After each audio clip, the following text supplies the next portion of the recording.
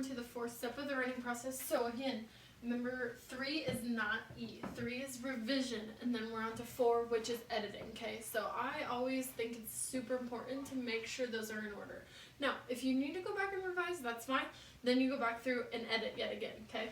So you're gonna edit. So when we edit, the big thing is you're going to check for spelling and punctuation and grammar and all the other conventions out there. So I always preach to my kids, I'm like, hey you guys, best thing about writing on a computer, if you have access to a computer, is that you have a spell check, okay? So make sure you go in and you check your spelling with that.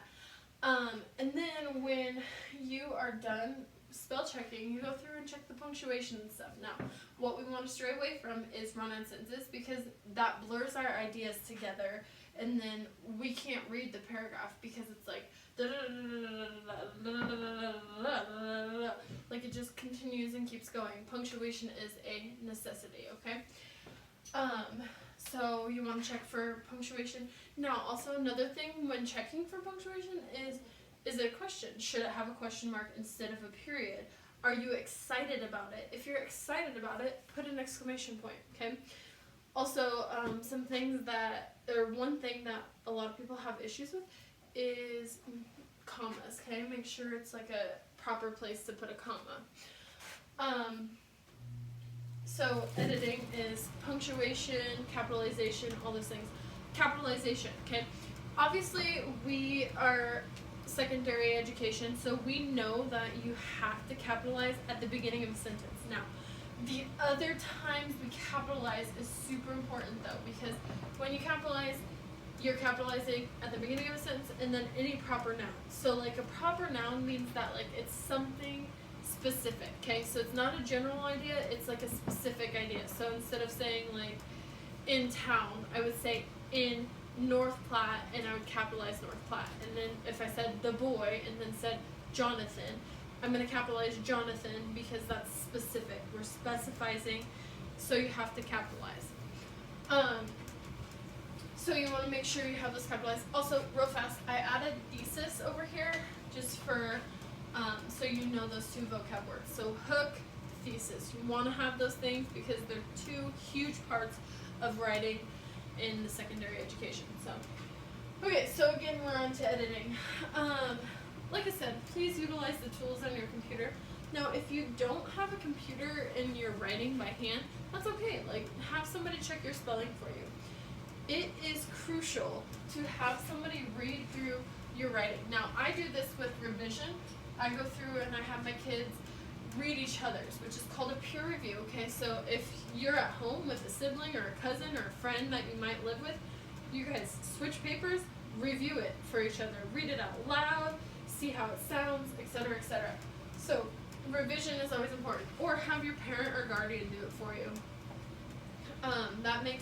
It just makes you a better writer. Like, I always joke around and I'm like, I could read, which it's really, I joke around about it, but it's really a true thing. I could read my paper 15 different times and change 10 things about it each time I read it. So there's always room for revising and editing. So again, we're on 4. 3 is not E, 4 is E, so 4 is editing. You're going to check for all those different conventions and stuff. Now on a normal rubric, I ask a lot about that. So like, that's a solid part on itself in the rubric. So like if we were grading it with a rubric, I would grade for conventions and stuff. So editing is super crucial. Like don't slack off and like not edit. You want to really focus on editing because that makes you a more proficient writer. So editing again is punctuation, capitalization, spelling. Just check your grammar. Does it make sense? Does it have are your sentences fluent? Does it have parallel structure? Blah, blah, blah, blah. So editing is ways to find that. And don't overdo it on the commas because that can cause for a lot of confusion as well. Okay, and then lastly, you guys, like when we're done with this essay, so we've talked about all 4 quadrants, we've brought it back together. So also when writing nonfiction, you are going to have like main idea and supporting details. I think I might have already talked about this, but really, really think about that when writing nonfiction because that'll help with organizing the details and stuff. So, number 5 is publishing, okay? So when we publish it, all you do is like you turn it into your teacher, okay? You post it on Facebook, you do whatever, you're gonna publish, okay? So, you wanna publish your work to whomever it needs published to. And that's your final step of the writing process. So just kind of a reflection. We're going to take whatever space we choose, write a spatial essay. So when I think of spatial, a way to say it is spatial equals descriptive. So your really focus is on describing that space. So spatial equals describing that space. You're going to split it into 4 quadrants so it's easier for us to write, and then that's easier for us to map out which paragraph is which. So that is your spatial essay. Okay. Most importantly, guys, like utilize like what we're doing right now. Okay. This is a crazy time in all of our lives, and it's kind of hard for some people, and in fact, it's probably hard for everybody. But really focus on like the good things in life and how we can overcome this adversity. Okay, write about it, talk about it. I am gonna give one more option. It's gonna be a chronological order essay, so I'll talk about that here in just a second.